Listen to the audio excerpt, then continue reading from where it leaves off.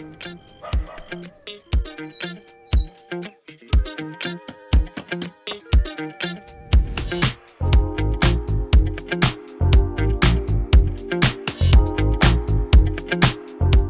up guys, and welcome back. Before we get started today, I wanted to let you guys know today's video is sponsored by SmileDirectClub. So I've actually been doing a little bit of research lately on aligning my smile, straightening it up, whitening it, because let's face it, age has taken a hold of my teeth and they're not as straight as they once were, so I'm looking at getting them straightened out. SmileDirectClub has actually made it easier and more affordable than ever to straighten, whiten, and maintain your smile. Their clear aligners safely and slowly shift your teeth into position over about 4 to 6 months and cost up to 60% less than braces or Invisalign, which is $3,000. It's easy to get started. You can either visit a smile shop to get a 3D image, or you can do your own impression kit at home and mail it in. I did the at-home impression kit. The instructions are easy to follow and the process took less than 30 minutes. You mail it back in, you get a doctor-directed smile plan. Once you see how your smile plan looks, all your aligners are shipped right to your door and your smile journey begins. Your aligners arrive in this box, and every box includes their premium teeth whitening product so you can straighten and whiten your smile at the same time. And with SmileDirectClub, you get the results you want backed by their lifetime smile guarantee. And just like that, you can easily pop them in and out. To see why SmileDirectClub is the best in the business, go to SmileDirectClub.com or click the link in our description. Thanks again to SmileDirectClub for sponsoring today's video. Now we are gonna get started with the Q&A.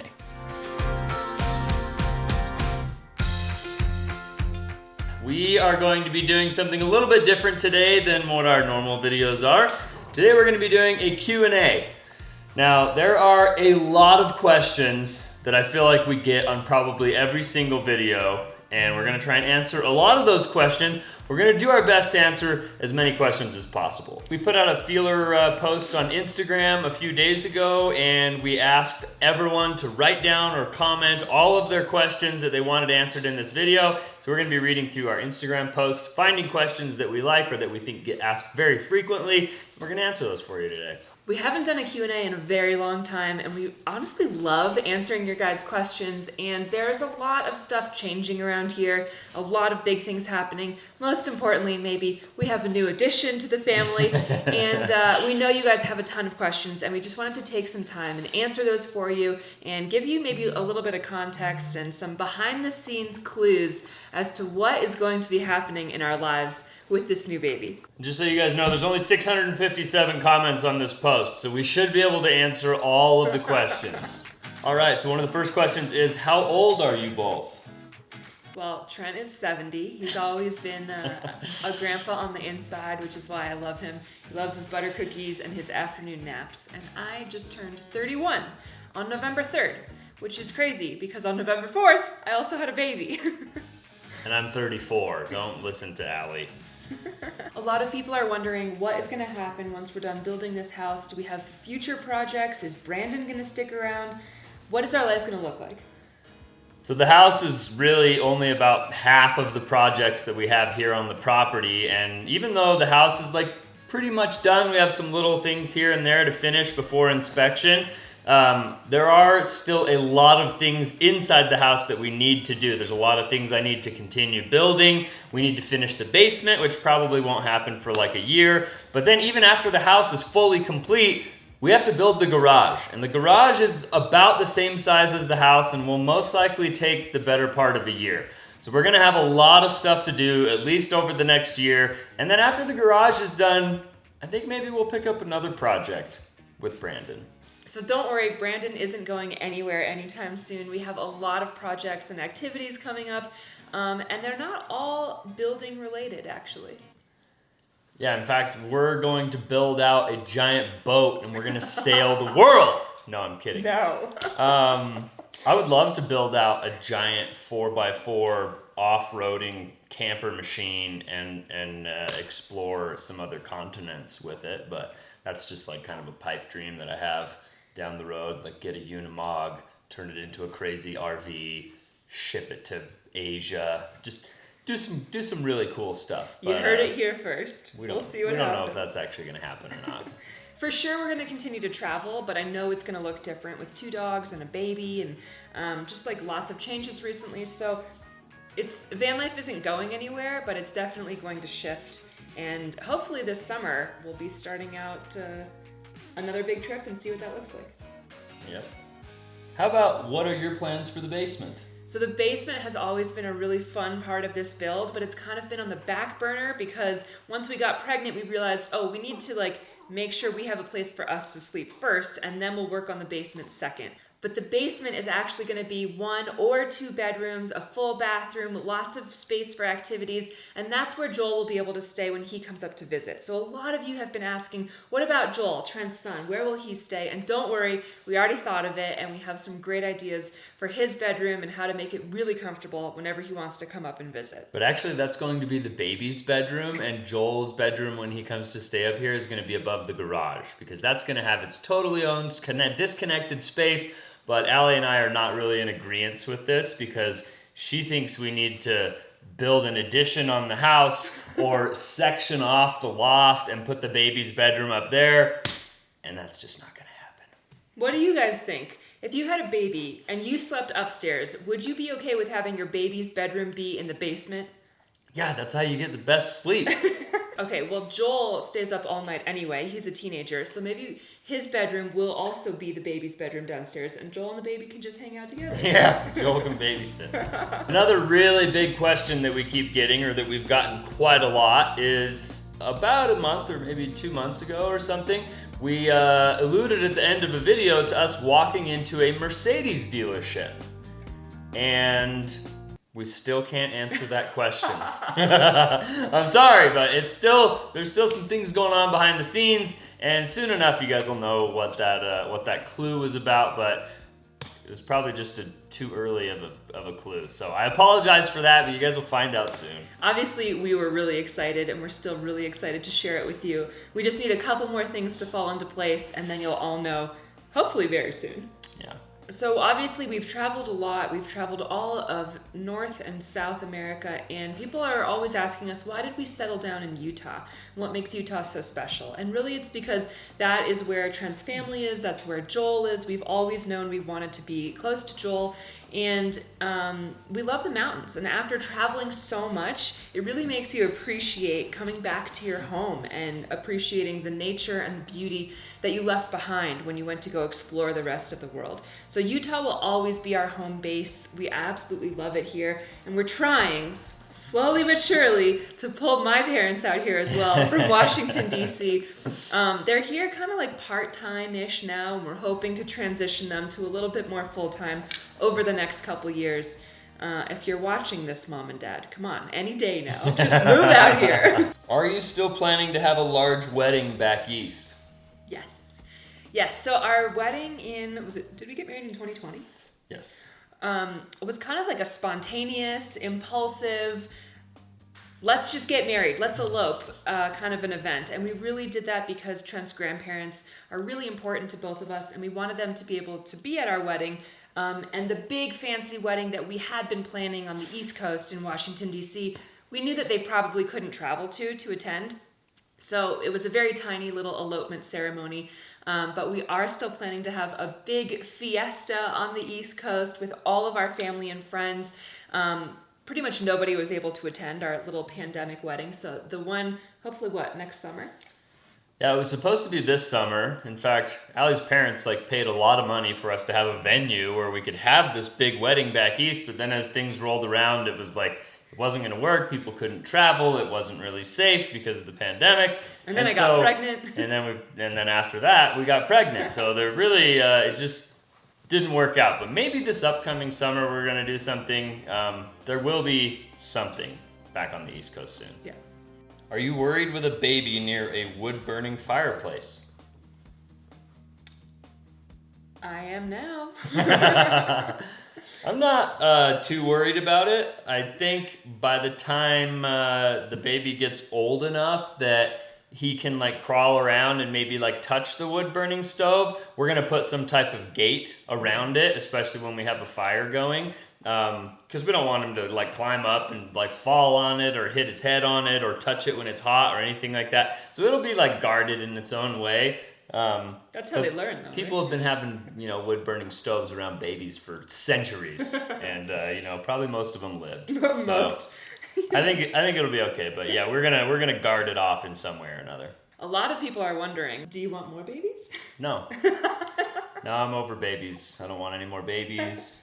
I'd rather adopt an adult where I can tell them what to do and what I want and what I expect. So we're taking applications if there are any adults anybody out wants there. to be adopted, let us know. We're looking to expand. Must be good at babysitting. Yeah, right. We'll probably have more kids, but that is definitely not something that we are thinking about right now. And definitely something that's a couple years down the road. We're going to enjoy this kid and Joel first. We'll see what happens. As soon as Allie gave birth, she said, I don't know why anyone would want to do this again. It's not fun. That was the moment that I knew this would be an only child. Do you feel any pressure on you finding themes for your future episodes? Not really, because our mentality has always been, we film our lives and just kind of do the projects that we've always wanted to do and then film them as we go. And so we have a ton of ideas of fun things that we could film and want to do. I think what's harder is actually narrowing down all of these options and only picking one project at a time.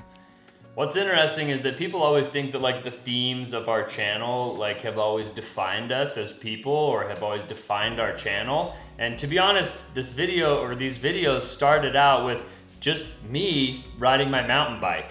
And it evolved into Allie and I riding our mountain bikes. And then it was traveling and mountain biking around the United States in a van. And then it kind of transitioned more into living in a van full time and not really mountain biking as much. And then it went from living in a van full time to traveling the world in a van. And then it went from traveling the world in a van to living on a farm. And then it went from living on a farm to building this house. So we've always really just documented whatever's happening in our lives, and we share it with you guys authentically, and we take you along, and we try to have a lot of fun. And whatever our next theme ends up being, whether it's just sitting on the couch watching TV with a baby, we're gonna take you guys along. ¿Cuándo van a regresar a Panama? When will we go back to Panama? That's a great question.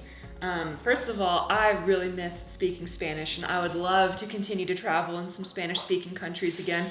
And we would love to go back to Panama. I don't know when that's going to happen. I would love to go back to Boquete. I would like to go visit Jordan and Kaylee and go and see Lola's farm that they've built and everything. It would be so much fun. And maybe once the baby's old enough and we can get him on an airplane, we'll fly down there and have a little powwow with them. That'd be awesome. It has been really nice to be able to talk with Jordan and Kaylee about our pregnancies and share our experiences together. Yes, we definitely still keep in touch with them. A lot of people are always wondering that. And we'll have to do a reunion at some point. I just don't know when. It'd be awesome. So another question that we get a lot about is what happened to Pamela? And sometimes, well, most of the time, the question is literally just written, what happened to Pamela? So I don't know if people know the whole story of, we left Pamela in Argentina. Pamela's our van. And then Pamela was shipped back to Utah, and we received her last summer. So if you're asking where is Pamela because you think she's in Argentina, no. Pamela came back to the United States. She was here in Utah. She was up on the mountain for a little while, but then as the weather started to change, we didn't want her to be buried in 10 feet of snow and develop problems throughout the winter and things like that. So we actually put her in storage, and she's down in the valley in storage right now, away from the elements and not, being full of mice or something weird that might happen if it's just parked outside. We'd love to be traveling in her and having fun and going and doing things, but we're building a house and having a baby. Also, another thing that we keep getting questions about is what happened to our motorcycle? So a lot of people remember that we bought motorcycles with Jordan and Kaylee in Mexico, and we rode them all over Central and South America, and we had so much fun, and it was always attached to the back of the van, causing endless problems. And to be honest, since it's a motorcycle from Mexico and we're US citizens, it was not going to be possible for me to import the motorcycle into the United States because it doesn't pass the EPA standards, and I can't bring it in as the temporary registration because I am a resident here. So we had to leave it in Argentina. Now, the guy that actually watched our van for us at the campground and that actually built the barricade so that people couldn't steal stuff, we gifted him the motorcycle, and we told him that he could have it if he just helped us, and he was excited about that, and he's probably loving riding it around Argentina right now. But that's the story of our motorcycle. What made you pick up the camera and start filming regularly? That's a great question. And I have to be honest, when Trent first approached me and said, hey, let's start a YouTube channel, it's going to be awesome, I told him he was crazy and that was never going to work. That was a ridiculous idea. Please. Well, she said, you can't do that. How do you make money? She didn't understand like that YouTube you can monetize and that they show ads and that you can get paid from the ads and that it can actually become a job. It takes years and years and years before it can actually be like a job that can support you, but it's possible. And Trent, just like with everything else that he does, just put his mind to it and literally just made it happen it's been almost 5 years now. Yeah. And I would say because of your perseverance and dedication is the reason that we're here today now. It was a team effort, but it was my idea in the beginning, and I just had to, convince Allie that it was worth a shot. What do you miss most about van life?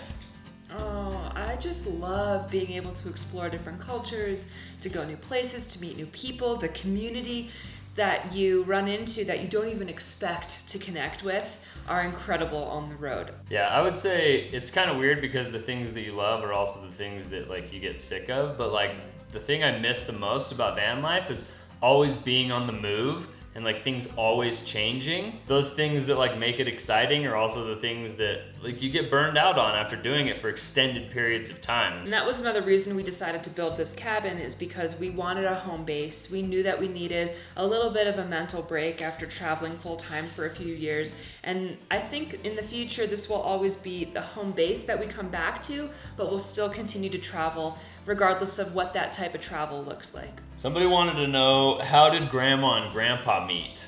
And I think I know, but I could be wrong, but I'm pretty sure my grandma was working as a cashier at a movie theater, and she was like selling the tickets, and my grandpa went to the movies, and he saw her there, and he thought that she was beautiful, and he asked her out on a date. That is the most romantic. Super 1950s. That it's is like so sounds like cute. something that happened 60 years ago, but I'm pretty sure that's right. And if I'm wrong, then they're gonna tell me, and I'll correct myself in a later video. Where did the name Ginger Snap come from? I think just like a ginger snap just sounds like a small ginger, and I'm a ginger because I have red hair, so ginger snap, like a. Do you have a better answer than that? No, we like to bake, we like cookies, we like ginger snap cookies. Trent has red hair, and it was just a cute name that we automatically felt represented the baby well, or the idea of the baby at that point while I was pregnant. And much to everyone's disappointment, he does not have red hair, at least right now. It could always change, I guess, but it looks pretty dark. It's not gonna change, but we tried. When you build your next house, what will you do differently? So many things. So first, I will just buy plans. I will buy plans for a house that I think is awesome and has cool things, and maybe I'll like tweak and change and do some things here and there to make those plans different or make them our own. But I will not start from scratch. When you design your own house, you don't realize what the consequences of those designs will be. It's a lot harder to change the blueprints of your house than it is to change like a couch or some decor pieces. And in the future, I think we've realized that designing our actual house is probably not our strongest suit. Yeah. And if I do build another house, I want to build a mansion. Instead of just Brandon and I want to have like 5 guys, and I want us 5 to like build a 10-bedroom monster, like an absolute mansion, and that's just like me setting the target high, and I think that would be cool. So for who? 10 bedrooms? Maybe that will happen, not you. We're not having 10 kids. We're not living in it. It's just like a project that I want to like undertake and like build, and then we'll sell it for $11 million. A monster. Okay. Something really cool. And it will take 10 years to build. One day. 5 guys, 10 years, $11 million. It's our retirement plan. Oh, okay. I'm just learning about this right now. Are you keeping the couch? Seems a bit large for the space. You're right, it does. It is a bit large for the space. And you love it! It's too late. She loves it. I like the couch, but it's definitely too big, and it cuts off the walking space. I think if it ended here, if this cushion wasn't here, it would be perfect. But there's just one extra seat that really makes it a lot smaller in here. And we're gonna keep it because I don't even care. The problem is that like Allie's throat is this big, and Allie's pride is this big, so she can't swallow it. Wow. But she loves this couch. Wow. She loves it. She loves how much seating it provides. And I think once your family is here over Christmas and we're all sitting on the couch around the fire, enjoying it, and we realize, hey, you know what? If we had a smaller couch, 2 people would be sitting on the floor. I like the floor. We're keeping the couch. Will there be a new van build with room for the baby? Yes. Will it be a van? Maybe. I don't know. If it is a van, it's going to be a really cool, unique van that's super off-road capable. Otherwise, what would it be, a bus? Would you do a bus? Or a Unimog. You really like the Unimog I like idea. a Unimog. Yeah. Trent's been talking about a Unimog for a couple of years, actually. Or a man truck, or like just something that's like big, 4-wheel drive, can drive over the top of a Honda Civic, and has like a large living space in the back. I want to do something cool like that. If you can't tell, I've been traumatized by driving a 1-tire fire front-wheel drive van like through gnarly terrain in Central and South America. I've been traumatized. I want something that like can't be stopped. I don't want something that's like, oh no, a dirt road. All right, we got 2 more questions. 1, how did the wood shower hold up in Terry? Now, I'm not going to take you guys out into Terry and show you, but the wood shower has held up tremendously well. There's not any rotting or soaked wood or anything. The coats of polyurethane that I put on there have held up really well. All of the clear silicone in the corners looks great. No issues, like absolutely 0. If you did this in like, you know, Central America or somewhere in the Midwest that's like super humid, you could probably run into some issues, but here in Utah where it's like a pretty arid, dry climate, no problems at all. In fact, I would do it again. I think it looks awesome, has a nice like homey cabin feel when you're in there showering, and we haven't had any problems. A lot of people are actually wondering what is going to happen to Terry once we move into the house fully, and really, Terry is kind of our guest house until the garage is built. Yeah, because we don't have anywhere else for people to sleep except for on this tremendously large couch, which, since there's no walls, is basically in our bedroom. And we have a baby and nobody wants to sleep in here. So people are gonna stay in Terry when they come and visit until the garage is built. And then after that, we're gonna like clean Terry up real nice and sell her because she's just gonna sit, and that just doesn't do her justice. So I think the final question that we do keep getting a lot of questions about is, are we going to name the baby Ginger Snap, or what is going to be the baby's name? Yes, we have a name for the baby, and you will find out in the next video. It's a name we're really excited about, and we've actually kind of been like throwing around between the 2 of us for a very long time, and once we met this little guy, it definitely stuck. So I think that is probably going to do it for us today. That is going to be the end of our Q&A. Hopefully you guys got some questions answered if you guys were wondering. And we wanted to thank you guys all so much for watching. If you guys enjoyed this video, make sure you show us by giving us a big thumbs up on today's video. Don't forget to subscribe if you haven't already. Thanks again to SmileDirectClub for sponsoring today's video. Click the link in our description to check them out. And we'll see you guys on the next one. Adios.